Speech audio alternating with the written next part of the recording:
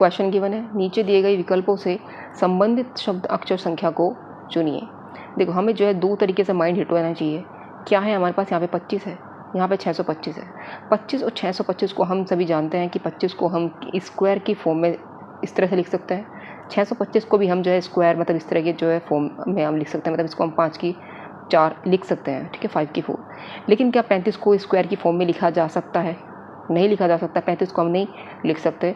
तो 25 और इधर से है 625, इसको तो हमने लिख लिया, इसका हम जो है नहीं बना सकते। तो हमें जो है ये नहीं करना है, ये सब हमारा जो यहाँ पे फिट होगा नहीं होगा।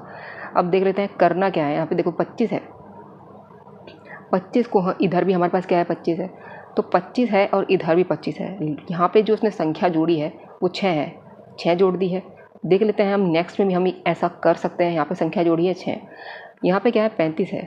अगर आप ऑप्शन के ऊपर भी अगर हम एक ओवरव्यू रखें तो हमें पता चल जाएगा कि हमारा जो है आंसर इस तरीके से करने से ही आएगा, ठीक है।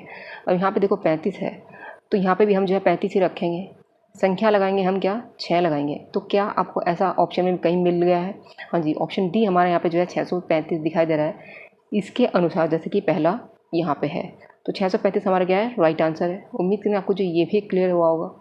चलते हैं नेक्स्ट क्वेश्चन की तरफ। अब नेक्स्ट है, फिल्म है ADGH है, फिल्म को लिखा है यहाँ पे ADGH FILM ADGH, इसको हम जो है ऐसे लिख सकते हैं। अब देखते हैं ये इसके बीच में पैटर्न क्या है। F को हम लिख सकते हैं, A से अगर हम बात करें F की तो 5वें नंबर पे हमारा जो है F होता है, ठीक। इसी तरीके से D के बाद I, D के बाद अगर हम I की बात करें तो ये हमें मिलेगा, हमारा जो है 5वें नंबर पे हो जाएगा। G के बाद अगर हम L की बात करें HIJKL, ये भी हमारा जो है 5वें पे। और इधर H से भी हमारा जो है 6 नंबर पे हम जो है फिल्म तक पहुंचते हैं। मतलब कि हम जो है बैकवर्ड चलते हैं तब हम जाके ADGS तक पहुंचते हैं, या फिर अगर आप ADGS से पहुंच रहे हैं तो आप फिल्म पर 5वें नंबर पर पहुंच जाते हैं। इसी तरीके से हमें जो है मिल्क में भी फाइंड करना है। तो मतलब कि हमें 5वें नंबर पहले जो अंग्रेजी अल्फ़ाबेट में आते हैं उन पर हमें आना होगा, ठीक है, तभी तो हम बैकवर्ड चल पाएंगे। तो M से पहले 5वें नंबर पर हम जानते हैं क्या होता है, D होता है। 5वें नंबर पर मतलब या तो आप D से चलो या फिर M से चलोगे तो माइनस करके हमें जाना होगा, ठीक है। तो यहाँ पे हम D पर पहुँच जाते हैं। I से अगर हम 5वें नंबर माइनस करें तो हमें मिल जाएगा H मिल जाता है। L से अगर हम 5 नंबर माइनस करेंगे तो हमें G मिलेगा। K से अगर हम 5 नंबर माइनस करेंगे तो हमें F मिलेगा। तो DHFGF आपको किस ऑप्शन में दिखाई दे रहा है? हाँ जी, ऑप्शन डी में दिखाई दे रहा है। तो ऑप्शन डी हमारे यहाँ पे क्या है, करेक्ट आंसर है। उम्मीद करूँगा आपको जो ये भी क्लियर हुआ होगा। चलते हैं नेक्स्ट क्वेश्चन की तरफ। अब नेक्स्ट है, निम्नलिखित शब्दों को शब्दकोश में दिए गए क्रम के अनुसार लिखना है। जिस तरीके से अंग्रेजी अल्फ़ाबेट में ये शब्द आते हैं उन्हीं के अनुसार हमें जो है इन शब्दों को लिखना है। पहले कौन सा आएगा, दूसरी बार कौन सा आएगा, इस तरीके से एक जो क्रम होता है डिक्शनरी का, उसके अनुसार हमें जो है इनको लिखना है। तो सबसे पहले हम यहाँ पे देख लेते हैं। देखो मैंने आपको पहले भी अपनी वीडियो में कई बार बोला है कि आप जो है यहाँ पे कॉमन फाइंड करिए। कॉमन फाइंड करेंगे तो हमें पता चल जाएगा कि कौन सा आने वाला है। अब देखो ए है, ए हम जो है कॉमन हमें यहाँ पे जो दिखाई दे रहा है, तो ए को हम जो है यहाँ पे काट देते हैं, ठीक है। फिर उसके बाद हमें अगर हम देखें तो एम इधर देखें, इधर एम है और इधर एम और इधर एन है। ये एम एन है, तो हम यहाँ पे अब जो है रुक जाते हैं, काटेंगे नहीं। तो देख लेते हैं, पहले हम जानते हैं कि पहले एम आता है पहले, उसके बाद जो है हमारा एन आता है। तो हम एम वालों को पहले सॉल्व करेंगे। पहले हम 1 को सॉल्व करेंगे, 2 को सॉल्व करेंगे और 3 को सॉल्व करेंगे। 4 और 5 को अभी रहने देते हैं। तो 1, 2 और 3 को हम जो है सॉल्व कर रहे हैं यहाँ से हम, क्योंकि हमें जो है यहाँ पे एम दिखाई दे रहा है, ठीक है। इसमें क्या है, हमारे पास एन है। बाकी हमारे पास 5 और 4 में हमारे पास क्या है, एन है। 5 और 4 में हमारे पास एन है, ये हमारा जो है बाद में जाएगा, ठीक है। तो पहले एम वालों को सॉल्व कर लेते हैं, ठीक। अब देखते हैं 1, 2, 3 में सबसे पहले कौन आएगा।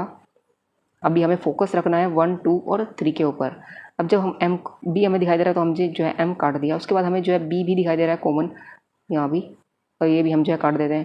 फिर उसके बाद आई भी हमारा जो है कॉमन है, इसे भी हम जो है काट देते हैं। यहाँ से हमें जो है पहले वाले से दिखाई देता है टी, दूसरे वाले से दिखाई देता है जी, और थर्ड से भी हमें जो है जी दिखाई देता है। हम जानते हैं सबसे पहले क्या आता है, जी आता है। तो अभी हम जो है पहले वाला रहने देते हैं, ठीक है, क्योंकि टी हमारा जो है बाद में जाएगा, तो पहले वाला हमारा जो है बाद में जाएगा। तो 3 और 2 के में हम जो है यहाँ पे हमें देखना है, 3 और 2 पर हमें जो है यहाँ पे ध्यान रखना है कि कौन सा पहले आएगा। अगर हम जी को हम जो देखो कॉमन आ रहा तो हमने जो इसको काटा था, यू भी हमारे जो है कॉमन दिखाई दे रहा है, यू भी हमने जो है काट दिया।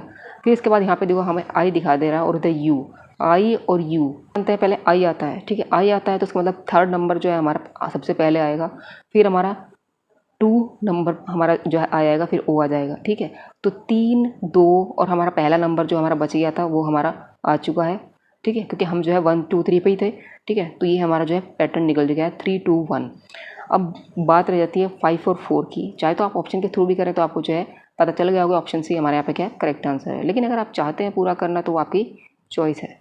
5 और 4 पे हम कहाँ तक थे, एन तक हम पहुँच गए थे, ठीक है। एन को हमने जो है काटा, आई को भी हमने जो है यहाँ पे काटा, एम को भी हमने यहाँ पे काटा, इसी के अनुसार ए को भी हमने यहाँ पे काटा। फिर यहाँ पे हमें दिखाई दे रहा है एल और इधर है हमारे पास टी। हम जानते हैं पहले सबसे पहले एल आता है, ठीक है। तो एल आता है और टी हमारा जो है बाद में आता है, तो 5 और 4 हमारे जो है यहाँ पे निकल जाएगा, ठीक है। 5 और 4 हमारे जो है बाद में चले जाएंगे, बाकी 3 2 1 हमारा पहले हमने जो है सॉल्व कर लिया है। तो 3 2 1 5 4 आपको किस ऑप्शन में दिखाई दे रहा है, ऑप्शन सी। ऑप्शन सी हमारे यहाँ पे क्या है करेक्ट आंसर है। उम्मीद करूँ आपको जो ये भी क्लियर हुआ होगा किस तरह से हम जो है इंग्लिश की डिक्शनरी में इस तरह के शब्दों को रखते हैं। विषम अक्षर संख्या को चुनिए। जिंक है, कांस्य है, रजत है और प्लेटिनम है। प्लेटिनम देखो सब जो विषम अक्षर होगा वो हमें यहाँ पे फाइंड करना है। पता चल भी गया होगा कि कौन है विषम। देखो प्लेटिनम क्या होता है, सबसे बहुत बहुमूल्य धातु होती है, ठीक है, जो कि इतनी आसानी से ना ही हम जो है खरीद सकते हैं और मतलब बहुत महंगी धातु होती है, ठीक है। तो प्लेटिनम यहाँ पे जो है बर्तन बनाने के तो काम नहीं आता है। रजत है चांदी मतलब कांस्य, कांस्य, जिंक, ये तीनों जो है हम बर्तन बनाने के काम में ला सकते हैं, लेकिन प्लेटिनम को हम बर्तन बनाने के काम में नहीं आता है। तो प्लेटिनम यहाँ पे जो है भिन्न होगा औरों से, विषम होगा औरों से। ऑप्शन डी हमारे यहाँ पे क्या है करेक्ट आंसर है। उम्मीद करूँ आपको जो ये भी क्लियर हुआ होगा। चलते हैं नेक्स्ट क्वेश्चन की तरफ। अब नेक्स्ट है हाँ जी, विषम अक्षर संख्या हमें यहाँ पे जो है फाइंड करनी है, कौन सा विषम होगा। तो वो तो हम तभी बता पाएंगे जब हमें पता होगा कि इनके बीच में पैटर्न क्या है, ठीक है। तो पहले पैटर्न को जो हम जो है वहाँ पे फाइंड कर लेते हैं। क्या है, ओ आर वी है, ठीक है। अब देखना है यहाँ पे इनके बीच में पैटर्न है क्या एक्चुअल में। एम के बाद हम जो है ओ पर पहुँचते हैं, एन को मिस करके, मतलब कि +1 यहाँ पे जो है हमारा मिस है। ओ के बाद हम आर पे पहुँचते हैं, 2 मिस करेंगे तब हमें जो है आर पर हम पहुँचते हैं।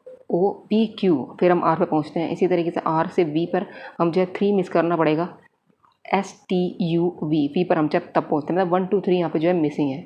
देख लेते हैं नेक्स्ट में भी यही सब है क्या। ई एच एल है। सी से अगर हम ई पर पहुँचें तो हम जो है 1 मिस करके आगे बढ़ते हैं।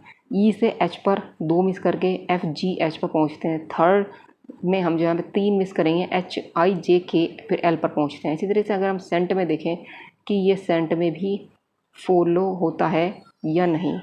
सी डी ई मतलब कि +1 करके हम आगे पहुँचते हैं। ई के बाद 2 मिस करना पड़ेगा, ई एफ जी एच, हाँ जी, यहाँ पे जो है इसके अनुसार यहाँ पे जो है एच आ जाना चाहिए, जो कि यहाँ पे नहीं आया है। तो यही हमारा जो है भिन्न है औरों से। बाकी अगर आपको डी से अगर आप चेक करना चाहते हो वो आपकी चॉइस है। जी, हाँ जी, क्या है हमारे पास जे एल ओ एस, जी और एल के बीच में यहाँ पे क्या होना चाहिए, के मिसिंग है, मतलब कि +1 मिसिंग है, ठीक है। इसी तरीके से एल और ओ के बीच में 2 मिसिंग है, एम एन ओ, फिर इसके बाद ओ और एस के बीच में हमारे पास 3 मिसिंग है। तो यहाँ पे ये भी जो है हमारा पैटर्न के अनुसार है। सेंट जो है यहाँ पे जो है हमारा थर्ड नंबर पैटर्न के अनुसार नहीं है, विषम है औरों से, यही हमारा जो है आंसर होगा। उम्मीद करूँ आपको जो ये भी क्लियर हुआ होगा। चलते हैं नेक्स्ट क्वेश्चन की तरफ। अच्छा, निम्नलिखित विकल्पों में से कौन सा विकल्प नीचे दिए गए शब्दों का सार्थक क्रम दर्शाता है। हाँ जी, यहाँ पे देखो सबसे पहले कौन आता है, फिर उसके बाद कौन आता है, फिर उसके बाद कौन आता है, मतलब एक जो आरोही क्रम है जिस तरीके से चलता है वो हमें यहाँ पे एक सही क्रम हमें यहाँ पे जो है फाइंड करना है। तो हम जानते हैं सबसे पहले क्या होता है, अंडा होता है। अंडा होता है, अंडे से जो है यहाँ पे प्यूपा बनता है। अंडे के बाद जो है प्यूपा बनता है, प्यूपा के बाद जो है लार्वा बनता है, लार्वा के बाद जो है पतंगा मतलब कीट बन जाता है, ठीक है। तो सबसे पहले हमें जो है यहाँ पे अंडा मिलेगा, ठीक है। अंडे के बाद हमारा जो है मिलेगा प्यूपा, प्यूपा के बाद लार्वा, और लार्वा के बाद यहाँ पे मिलेगा पतंगा, ठीक है। तो ये जो है इसका राइट पार्ट में पैटर्न है। सबसे पहले अंडा, फिर प्यूपा, फिर उसके बाद लार्वा बनता है, फिर उसके बाद पतंगा मतलब कीट बन जाता है अंडे के अंदर, ठीक है।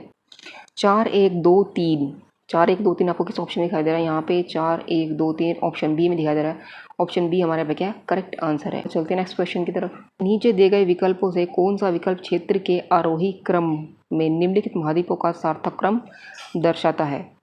आरोही क्रम में हमें जो है लिखना है। देखो हम जानते हैं सबसे बड़ा क्रम, सबसे पहले सबसे बड़ा कौन होता है? सबसे बड़ा अफ्रीका होता है, ठीक है। अफ्रीका के बाद हमारा जो है उत्तरी अमेरिका होता है, उससे छोटा अफ्रीका, फिर उसके बाद दक्षिण अमेरिका होता है छोटा, फिर उसके बाद होता है हमारा यूरोप, ठीक है, चौथे नंबर पर, और ऑस्ट्रेलिया हमारा जो है सबसे छोटा होता है।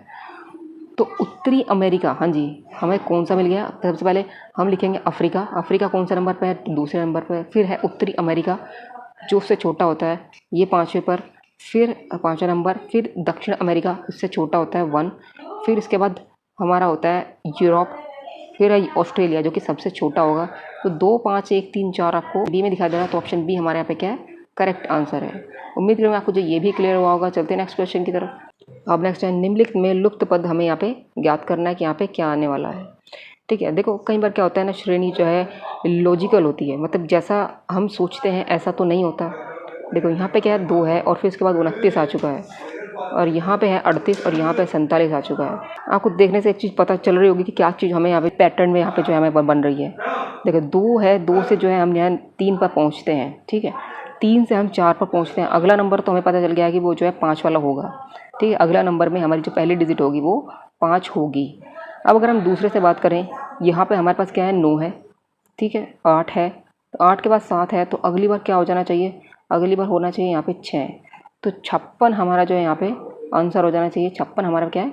करेक्ट आंसर है। लेकिन अगर आप बहुत से सोचते हैं कि यार टू के ऊपर फोकस नहीं किया है, देखो अगर हम 2 के ऊपर फोकस करेंगे तो यहाँ पे ये जो है 2 बिल्कुल अलग है, ठीक है, इसके ऊपर हमें फोकस नहीं करना है।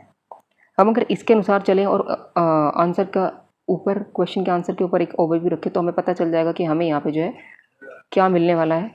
2 से 3 और 3 से 4, 4 के बाद हमारा जो है अगला नंबर 5 ही आएगा, ठीक है, तो 5 ही लिखेंगे। कई बार जो है यहाँ पे जो लॉजिकली हमें जो है देखना होगा, 9 से 8, 8 से 7, और 7 से हम जो है पहुँचते हैं किससे? एक नंबर मिस करके हम जो है पीछे बैकवर्ड चल रहे हैं। तो यहाँ पे 56 हमें जो है मिल जाना चाहिए। 56 हमारा किस ऑप्शन में दिखाई दे रहा है? हाँ जी, ऑप्शन बी में। ऑप्शन बी हमारे यहाँ पे क्या है? करेक्ट आंसर है। उम्मीद करें आपको जो ये भी क्लियर हुआ होगा। चलते हैं नेक्स्ट क्वेश्चन की तरफ। अब नेक्स्ट है लुप्त पद। हमें यहाँ पे जो है फाइंड करना है कि यहाँ पे क्या आने वाला है। देखो यहाँ पे क्या है, हमारे पास हमें पता चल रहा होगा कि हम जो है इसको रो वाइज सॉल्व करेंगे या फिर कॉलम वाइज। हमें देखने से पता चल गया है, नीचे हमें जो है सबसे बड़ा नंबर दिखाई दे रहा है, तो हम जो है इसको कॉलम वाइज सॉल्व करने वाले हैं। अब देखो 6 8 3 से हमें क्या गुणा भाग जो है करनी है, जिससे कि हम जो है 51 तक पहुँच पाएँ। कैसे हम ला सकते हैं? हम जानते हैं, देखो गुणा तो ज़रूर करनी पड़ेगी, तब हम जो है 51 तक ला पाएंगे। अब किसकी गुणा करें? 6 की गुणा अगर हम 8 में कर दें, ये हो जाएगा मेरे पास 48, ठीक है। अगर मैं 3 को जोड़ दूँ इस वाले 3 को, तो यहाँ से हमें जो है 51 निकल जाता है। इसी तरीके से अगर हम सेकंड की बात करें तो ये हो जाएगा 15। 15 की गुणा अगर हम 4 में करें, ये हो जाएगा 60। अब 60 में हमें जोड़ना है 5, तो ये हो जाएगा 65। मतलब कि हमें जो है पैटर्न पता चल गया है। करना क्या है, मतलब कि इन दोनों की गुणा करनी है और इसे जो है प्लस कर देना है। अब 20 की गुणा करेंगे 5 में, हाँ जी, ये हो जाएगा हमारे पास 100, और 100 में जोड़ेंगे 20 को, तो ये हो जाएगा 120।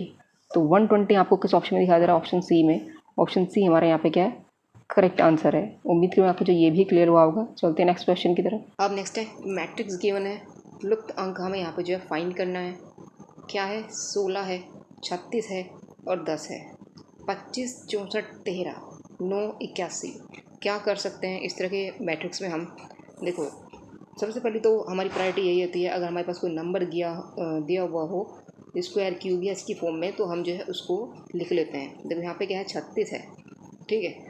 36 को हम क्या कर सकते हैं? 36 को हम लिख सकते हैं 6 का स्क्वायर लिख सकते हैं। इसी तरीके से 16 को हम लिख सकते हैं 4 का स्क्वायर, 4 का स्क्वायर 6 का स्क्वायर, ठीक है, हम इतना जानते हैं। तो 25 को हम क्या लिख सकते हैं? 25 को हम लिखेंगे 5 का स्क्वायर।